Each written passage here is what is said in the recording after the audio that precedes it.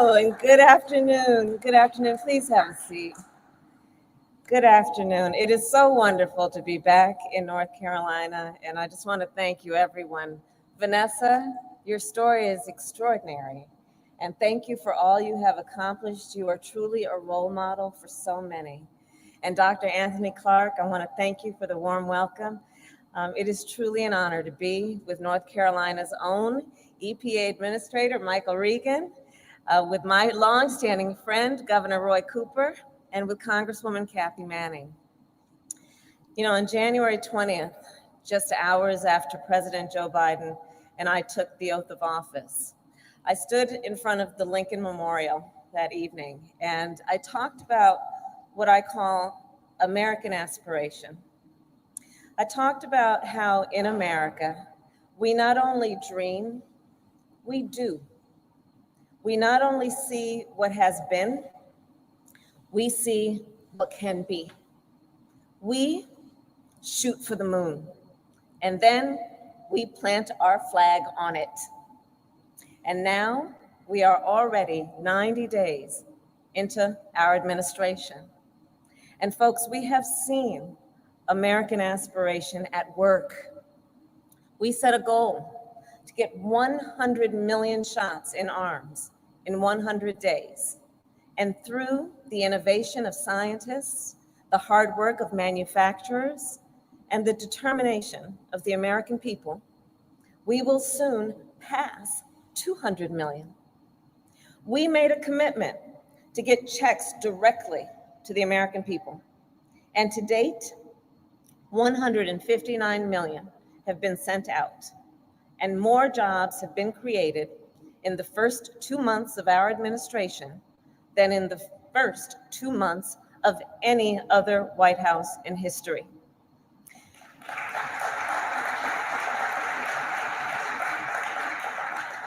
Help is here.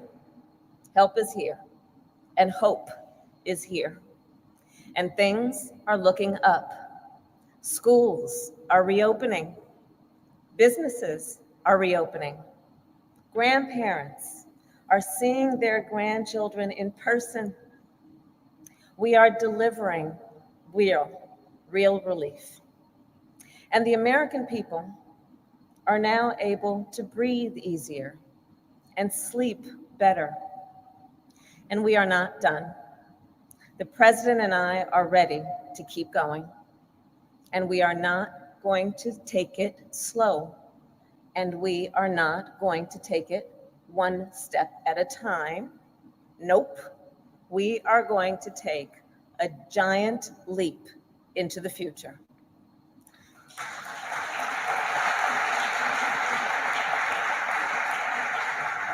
And so that is what the American Jobs Plan is all about.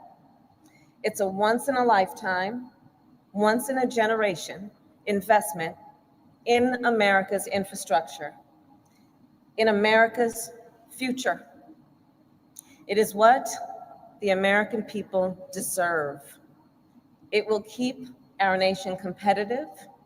It will build up our nation's communities, and it will put our nation back to work.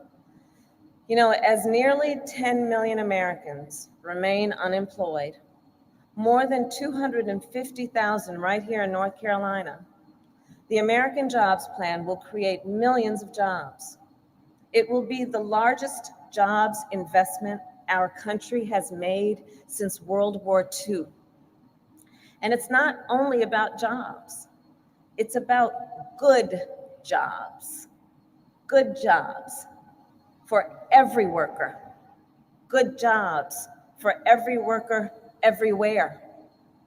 You know, over the years, folks here in Greensboro have shown me around their hometown with great pride about where they're from. And too often though, and we've seen this around the country, too often though, opportunity knocks from far away, and their children grow up and have to move away. But that should be a choice, not a necessity. And that's why we want to bring opportunity closer to home through our American Jobs Plan, A pipe fitter in Chicago could get a good job replacing lead pipes in their own city. An electrician in Helena could get a good job laying broadband lines a few towns over. A forklift operator right here in Greensboro could get a good job fixing the road they drive on every day. Now, the phrase good job is one you've probably heard a lot about, but I want to break down what I mean when I talk about a good job. In the 21st century in America, I believe you should not have to work more than one job to be able to pay your bills and feed your family.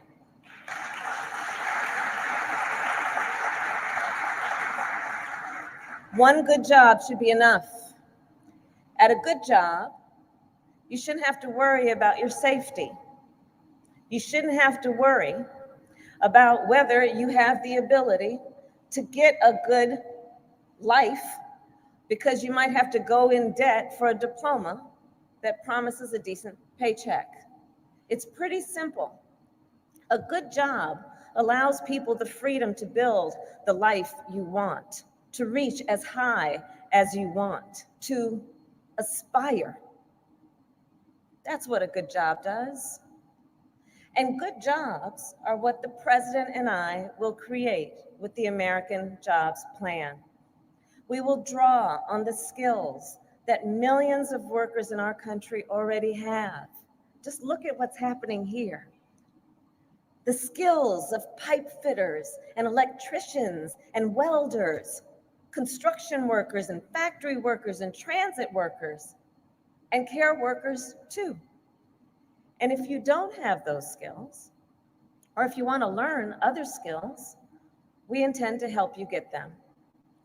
The truth is, a lot of jobs out there require some education after high school. Let's speak that truth. The truth is that almost every job that will be a good job will require some amount of education after high school. But here's how I think about that. We can't just talk about higher education without thinking about what kind of training Americans need to get hired. Instead of simply framing it as higher education, let's create a variety of opportunities for education after high school. And for some, that's a training program or an apprenticeship to get the certificate they need to get the job they want. For some, that's a technical college, just like this one. And for others, it's a 4-year college degree. There isn't only one path to success. A majority of the jobs we will create through the American Jobs Plan will require at most 6 months of training after high school. And we're going to invest in workforce development in a big way.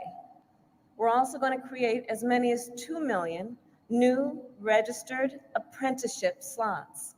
And we're going to make sure that these opportunities are equally available to women as well as men.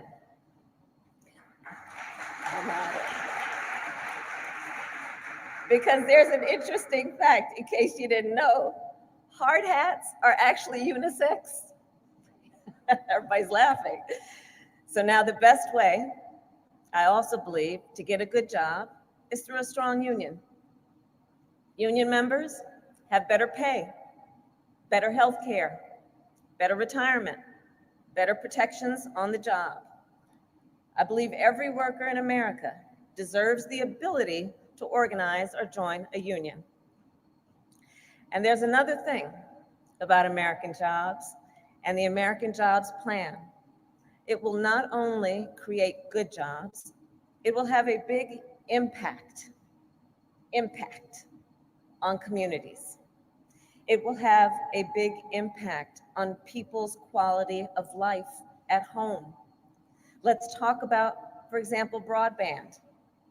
The world runs online, and yet millions of Americans, many of whom live in rural America, do not have access to broadband and if they do, it is not affordable. Broadband impacts our economy. It impacts our education system, our healthcare system. And I'm talking about small business owners who don't have the literal bandwidth to grow their businesses, students who can't study at home, who have to drive to the local McDonald's, to the parking lot to get access to their Wi-Fi, seniors who haven't seen their doctor because in the middle of a pandemic, telemedicine is not an option for them. The president and I are determined to make sure that every person in our country can access broadband and afford it. Let's talk about water. There are more than 1 million miles of pipes that deliver drinking water to homes across America. For as many as 10 million American families, many families of color, those pipes are made of lead. So here's what drinking water from a lead pipe can do to the human body. For adults, it can increase your blood pressure and decrease kidney function. For children, it stunts growth and can cause damage to the brain. In fact, the Centers for Disease Control, they're quite clear when they say lead exposure harms our children. That is why we are going to replace every lead service line in our country and invest in our country's water infrastructure.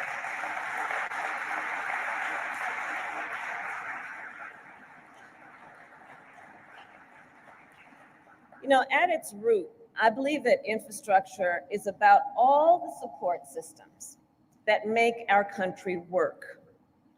Roads that keep us moving, water that keeps us healthy, broadband that keeps us connected, and care, childcare, home care. Because here's the thing, think about it. Care, childcare, home care keeps us working. It keeps working people working. Just ask any parent who has been home with their kids for the last year. Ask anybody who's been caring for their mother or their father for the last year. Care should be readily available and affordable to working people.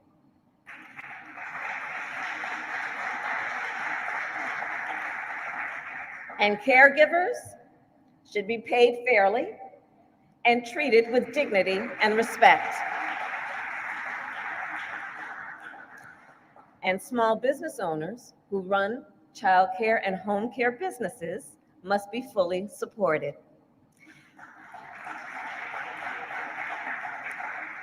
Care infrastructure is a basic foundational support system for our nation. It is part of the infrastructure that allows us to be productive, to do the work that we must do, to be functional as a society. And I believe it is past time we invest in it. And here is the bottom line. This plan, the American Jobs Plan, is not just about fixing what has been. It is about building what can be.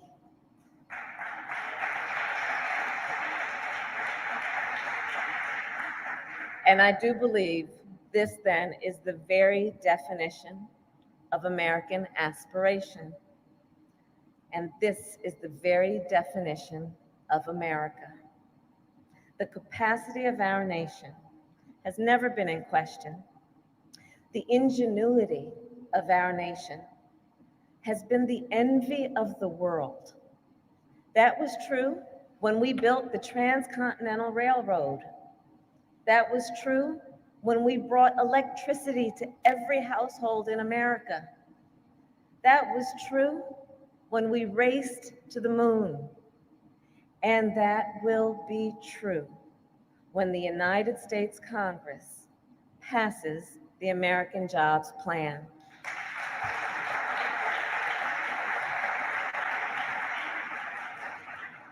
And North Carolina, the president and I are determined to get this done. And like you, like Americans everywhere, we are not afraid of the hard work it will take. So for all of that, I thank you, North Carolina. It is so good to be back. May God bless you, and may God bless America. Thank you.